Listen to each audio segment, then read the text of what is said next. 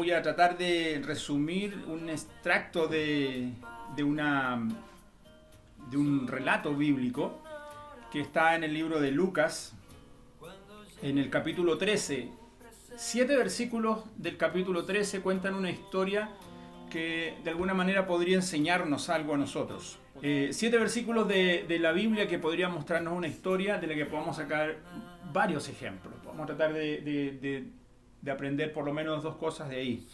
El texto dice que un día sábado Jesús estaba enseñando en el templo o en la sinagoga de ese tiempo, y había una mujer que tenía por 18 años una enfermedad, una especie de joroba, producto de un espíritu malo que lo había dejado. Estoy parafraseando la lectura por si acaso usted la sigue.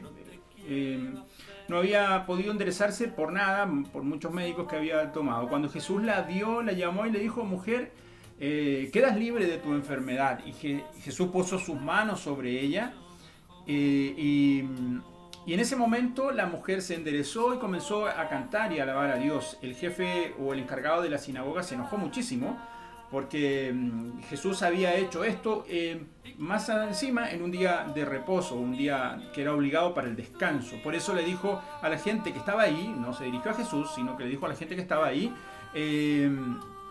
a la gente que estaba reunida: la semana tiene 6 días, o la semana tiene, bien digo, 6 días para trabajar y uno para descansar, y ustedes deben venir para ser sanados en alguno de esos días de la semana.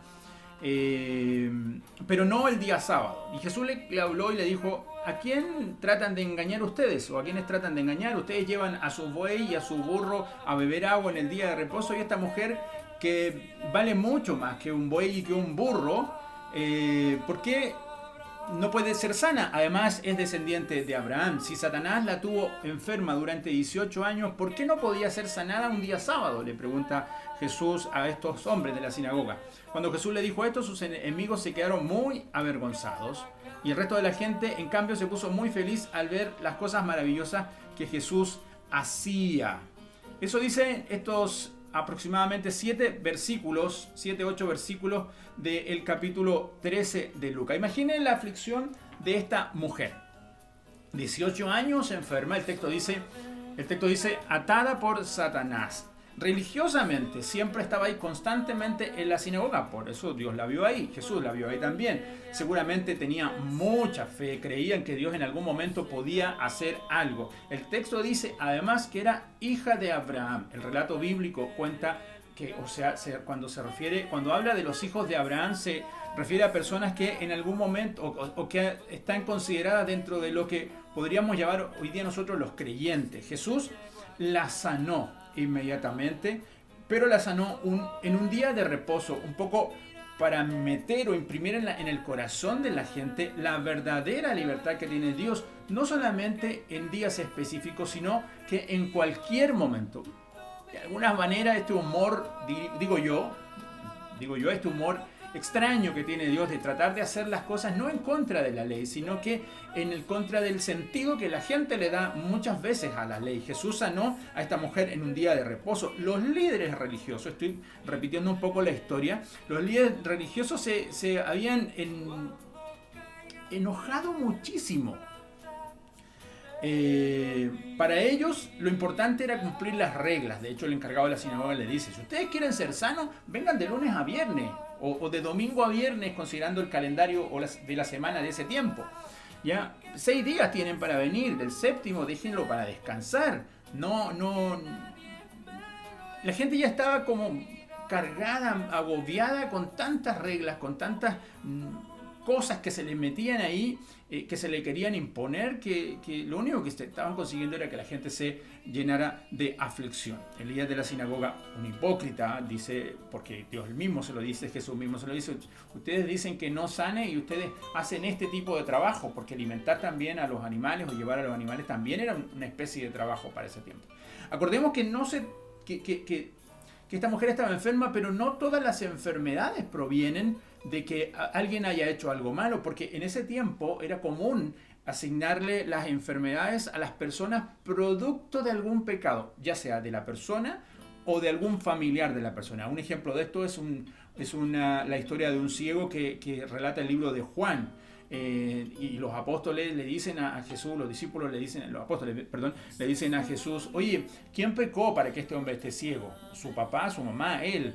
Y Jesús le contesta en Juan 9:3, le dice, no fueron sus pecados ni tampoco los de sus padres. Jesús contestó a esta discípulo diciéndole, nació ciego para que todos vean el poder de Dios. Otra versión dice, para que el poder de Dios sea manifestado.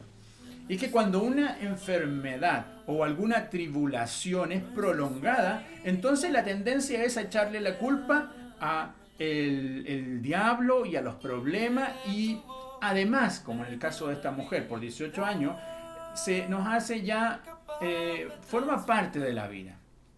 Se tiende a aceptar el problema, se tiende a aceptar la enfermedad, y la mujer llevaba mucho tiempo. Otras historias cuentan lo mismo. Había otra mujer con un flujo de sangre, dice el texto bíblico, que tenía 12 años también con una enfermedad, y ahí estaba con su enfermedad. Un hombre que estaba esperando ser sanado cerca de un estanque también por mucho tiempo. El texto dice que alrededor de 35, 38 años por ahí estuvo este hombre esperando ser sanado.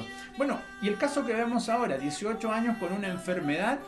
Dios, a pesar del tiempo, hoy día llevamos casi un año con un virus que de cierto modo nos tiene algunos encerrados o limitados a hacer algunas cosas. Pero es que lo importante de eso es que a pesar de la enfermedad, a pesar del problema, a pesar del tiempo, Dios tiene el control de todas las cosas. Y eso es lo que no debemos nosotros olvidar. Mire, la persona que está encorvada, según podemos analizar de este texto, siempre anda mirando hacia abajo. Su visión es hacia abajo, solo ve el camino, pero no ve más hacia adelante. Si hay algo adelante, va a chocar con él. Pero ¿qué cosas de repente podían a nosotros hacernos inclinar hacia abajo, hacernos andar encorvados? Esta mujer tenía una enfermedad que le hacía en ocasiones sentir vergüenza también. Nos encorvan los pecados, nos encorvan el hecho de tener un pecado oculto que no hayamos revelado no a los hombres, sino que a Dios, no lo hayamos confesado a Dios, sino le hayamos pedido perdón a Dios. El pecado nos aparta y nos aleja de Dios. Pecar es cerrar el blanco, si Dios dice para allá y allá estoy yo, nosotros vamos para el otro lado. Eso es pecar, es cerrar el blanco, y quien está en pecado, por más que intente salir o mirar hacia Dios, hacia arriba, está siempre mirando hacia abajo. El pecado nos hace bajar la cabeza. No vemos el Espíritu de Dios o no vemos a Dios que está hacia adelante. El desprecio también puede ser otra forma de joroba que nos hace mirar hacia abajo, ¿ya? Esta mujer esta mujer con esta joroba en la espalda tenía cierta deformación o malformación. No sé, los que vieron la película El jorobado de Notre Dame, ¿cierto? Bueno, ahí lo pintan mucho más feo, un mono ahí. Pero esta mujer seguramente también tenía una especie rara ahí en la espalda. Pero el texto bíblico dice, Dios toma lo vil, lo menospreciado de este mundo. Mire, 1 Corintios capítulo 1, versículo 27-28. En cambio, Dios eligió lo que el mundo considera ridículo para avergonzar a los que se creen sabios. Escogió las cosas que no tienen poder para avergonzar a las poderosas. Dios escogió lo despreciado del mundo, lo que se consideraba como nada, y lo usó para convertir en nada lo que el mundo considera importante. ¿Sabes lo que es sentir que te ignoren? Me imagino... Espero que no, pero más de alguno tiene que haberle pasado que lo ignoran, que no lo toman en cuenta, que no está vestido como el resto quiere que se vista, que no anda como el resto quiere que ande, no tenemos la ropa que otros tienen, y de repente en algunas élites nos miran raro, nos miran feo o nos podrían ignorar. Por eso, bueno, esta mujer también. Pecado, religiosidad, desprecio. 18 años dice el texto bíblico que ella iba constantemente, seguramente al templo, capaz que ofrendara, capaz que diezmara, capaz que cuando era sana haya sido parte de algún ministerio o cantara, no sé. Pero religiosamente estaba en el templo. Esta enfermedad igual la tenía ahí, por más que ella haya sido parte de una iglesia, igual estaba con esa enfermedad, seguramente porque ella tenía costumbre de ir a la iglesia, ¿ya? Hay gente que se ha sentido muy mal en este tiempo porque han tenido la costumbre, o siempre han tenido la costumbre de ir a la iglesia. Y hoy día, como no podemos ir a la iglesia, nos sentimos raros. Y no se trata de ir a la iglesia simplemente, se trata de mantener una relación con Dios siempre. Otra cosa que nos podría a nosotros encorvar, hacer mirar hacia abajo y no hacia arriba, es la falta de perdón. Si no pedimos perdón, dice el texto bíblico que nuestras oraciones no llegan a Dios. Problemas matrimoniales, el esposo, el texto bíblico dice que si el esposo no trata bien a su esposa, sus oraciones son estorbadas. Por tanto, por mucho que intentemos orar, si no tenemos una buena relación con nuestra familia, con nuestro esposo, con nuestra esposa, vamos a andar siempre mirando hacia abajo. El orgullo, el texto bíblico dice, Dios mira de lejos al soberbio o al altivo.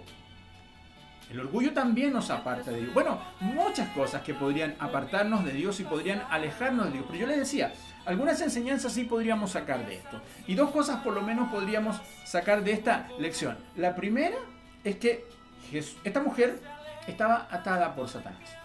El texto bíblico lo dice. En el versículo 11 dice que tenía un espíritu de enfermedad. El texto de Lucas que leímos, capítulo 13, el versículo 11 dice que la mujer tenía un espíritu de enfermedad. Y el versículo 16 dice, Jesús dice que esta mujer había sido atada por 18 años, había sido atada por Satanás. Y es que muchas personas mucha gente hay que, incluso cristianos, incluso personas que se dicen cristianos, que están en la iglesia, que no creen en Satanás o en los demonios, ¿ya? Porque ignoran el poder que puede tener, ese poder con minúscula, ¿ya? Y entre comillas, ¿eh? Déjelo ahí para que no me diga, le está dando poder a Satanás. A veces no creemos en Satanás o en los demonios y tratamos de ignorar el poder que pueda tener. Y el más feliz con esto es Satanás, porque como no le creemos las cosas que él está haciendo, él las sigue haciendo. La Biblia nos muestra la realidad del diablo. La Biblia nos muestra la realidad de Satanás. Perdón que toque un poco. Usted dice, David, hay que hablar de Dios. Sí, pero para poder distinguir lo bueno y lo malo, tenemos que conocer también lo malo, ¿ya? El texto de Efesios capítulo 2, versículo 2, mire lo que dice. Cuando no le obedecemos a Dios, las personas que no se convierte, la persona que no es convertida y no le obedece a Dios, en cierto modo está bajo la influencia del diablo. Mire lo que dice Efesios capítulo 2, versículo 2.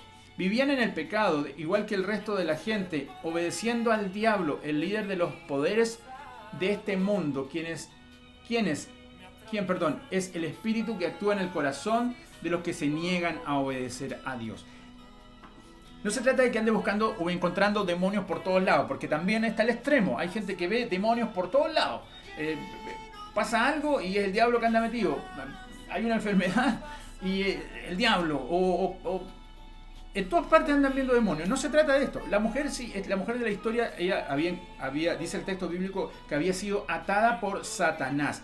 Curiosamente, cuando Jesús la encontró, ella estaba en el templo, porque estaba en la sinagoga. No en el lugar donde se reunían todos los hombres, porque la historia cuenta que en ese tiempo, no como hoy día, que las mujeres y todos vamos a la iglesia cuando podemos y nos reunimos todos en el mismo lugar. En ese tiempo las mujeres y los niños estaban en pasillos exteriores, pero estaba en el templo. Curiosamente, una mujer que estaba poseída o tomada, ¿cierto?, bajo una enfermedad que le había puesto Satanás, estaba en la iglesia. Estaba en el templo, asistía rigurosamente, seguramente, como le decía hace un rato, en la iglesia. ¿Cuánto? El texto bíblico dice también que era hija de Abraham. ¿Cuántos cristianos, cuántas personas han estado, hoy día no, porque no podemos, pero han estado y han pasado meses, años en la iglesia y todavía hay personas que siguen atadas al diablo, o el diablo, las tiene atadas? Pablo lo dice de esta manera. Segunda de Corintios capítulo 4, versículos 3 y 4. Si la buena noticia que predicamos está escondida detrás de un velo, solo está oculta de la gente que se pierde. Satanás, quien es el Dios, ese Dios está con minúscula ahí, de este mundo, ha cegado la mente de los que no creen. Son incapaces de ver la gloriosa luz y la buena noticia. No entienden este mensaje acerca de la gloria de Cristo, quien es la imagen exacta de Dios. Mucho se predica del Evangelio, mucho se habla del Evangelio, se ven milagros incluso, iglesias, congregaciones que se ven milagros y Dios actuando, pero en muchos no hay arrepentimiento. Y a veces debemos preguntarnos por qué no nos suceden las cosas o por qué nos suceden las cosas malas. Y es que a veces somos parte de una iglesia, pero a veces es solo eso, somos parte de una iglesia. Somos religiosos sin ninguna religión. El texto del mismo Pablo también se lo muestra a Timoteo de esta manera. Dice, pues él, el diablo, ha tenido cautivos a todos estos para que hagan lo que él quiere. Entonces hay una cosa importante ahí. Esta mujer estaba atada por el diablo. Pero mire lo bueno de esto. Y el segundo punto que podemos aprender de este relato. Dios o Jesús la miró. El texto dice en el capítulo 13 que leímos, los versículos 12 y 13 lo voy a leer. Mire, cuando Jesús la vio, dice el texto, cuando Jesús la vio, la llamó y le dijo, mujer, eres libre de tu enfermedad. Y puso las manos sobre ella y se enderezó y luego glorificaba a Dios.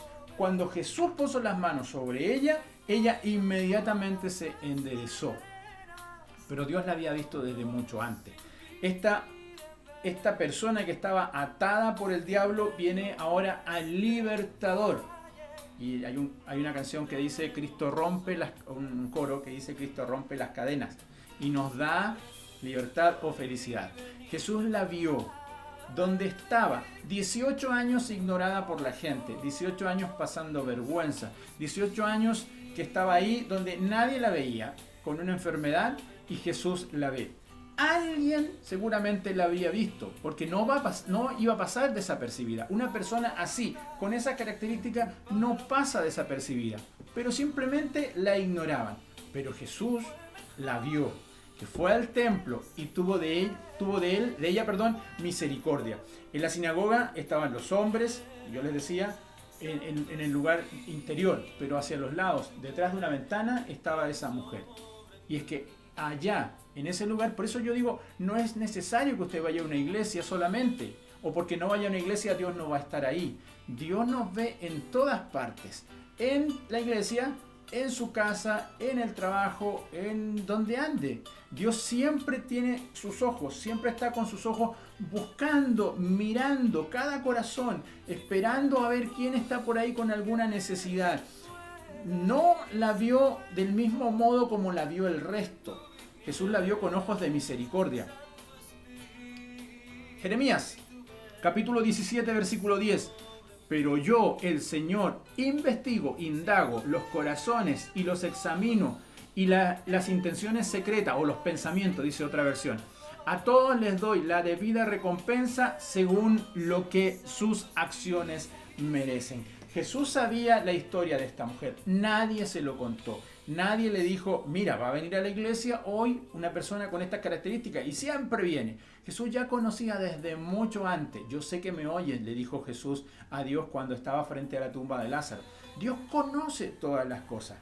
Cuando Jesús la vio, la llamó. Por su nombre no lo sé, simplemente dice, la llamó. ¿Sabía su nombre? Seguramente que sí, si Dios lo sabe todo.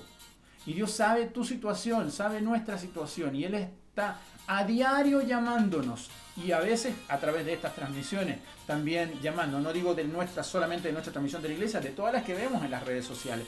Jesús siempre está ahí. Isaías 4:31, mira lo que dice.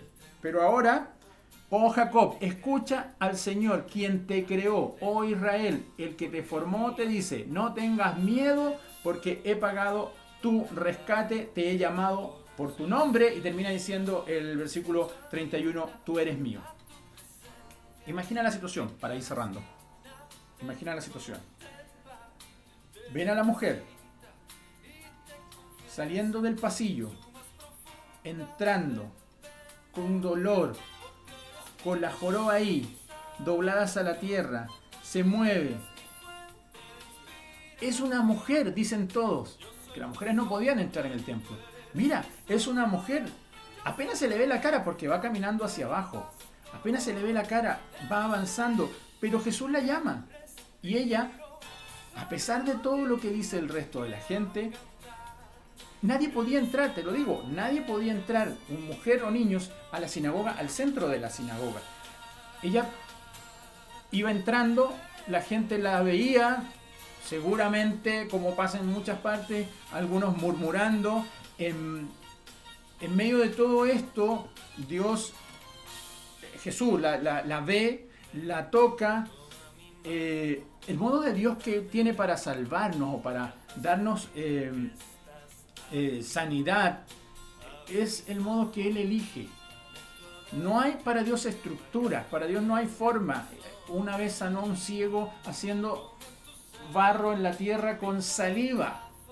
Entonces Dios utiliza las estrategias que Él tiene. El Hijo del Hombre, dice el texto bíblico, vino a buscar y a salvar lo que estaba perdido.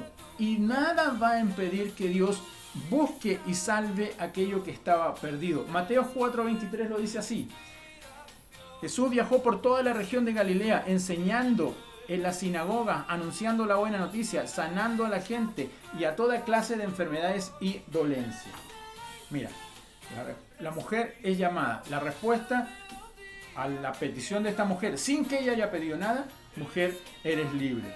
Libre de la joroba, del rechazo, libre de las murmuraciones, libre de la religiosidad, libre de las leyes humanas que estaban ahí imperando. Por 18 años ella estaba ahí con una enfermedad, no podía enderezarse. Ahora Dios hace la obra. Una mujer que Dios la vio, que ella hizo caso a la voz de Dios cuando la llamó, se acercó y recibió no solamente sanidad, sino que también salvación. Dios la llamó, Dios la vio, Dios la llamó, Dios la tocó, como un sentido paterno. No es que Dios necesitara tocarla para poder sanarla, sino que el toque de Cristo viene a provocar en ella también un cambio, porque el texto dice que ella se enderezó y alabó a Dios, glorificó a Dios.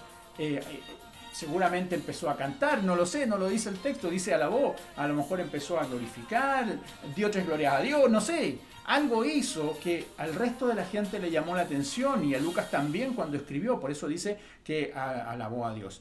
Lo importante de esto es la obediencia que tenía esta mujer. A pesar de todas las complicaciones y las dificultades que tenía, a la voz de Dios ella obedeció. Y es que la obediencia es la muestra de que nosotros realmente somos hijos de Dios. Mis ovejas oyen mi voz, dice el texto, y me siguen, y me obedecen, la conocen y me siguen. Entonces, si usted y yo somos hijos de Dios, la obediencia, la verdad, es que a través de ella recibimos nosotros bendición. Quiero terminar con un comentario que anoté aquí. Permítame leerlo, por favor. Dice: sería lindo que siempre hubiera alguien que pudiera quitarnos la presión de encima con una simple frase, como lo hizo Jesús, que la llamó y le dijo: eres libre. Esta historia no está muy lejos de nuestra realidad actual. De verdad, este relato tiene algo que ver con nuestros esfuerzos y con nuestras luchas el día de hoy. Esta mujer representa a muchas mujeres y hombres que, habiendo sido criados por Dios con la cabeza levantada y derecha, para que miren hacia arriba y aspiren continuamente a las cosas del cielo, se van agobiando por el peso del pecado y pasiones, y por ello andan siempre encorvados o mirando hacia abajo. Pero Cristo está a diario mirándonos y llamándonos, y Él nos ama con amor eterno, dice el texto bíblico, ¿cierto? Y quiere cambiar nuestra forma de mirar y además cambiar nuestro corazón.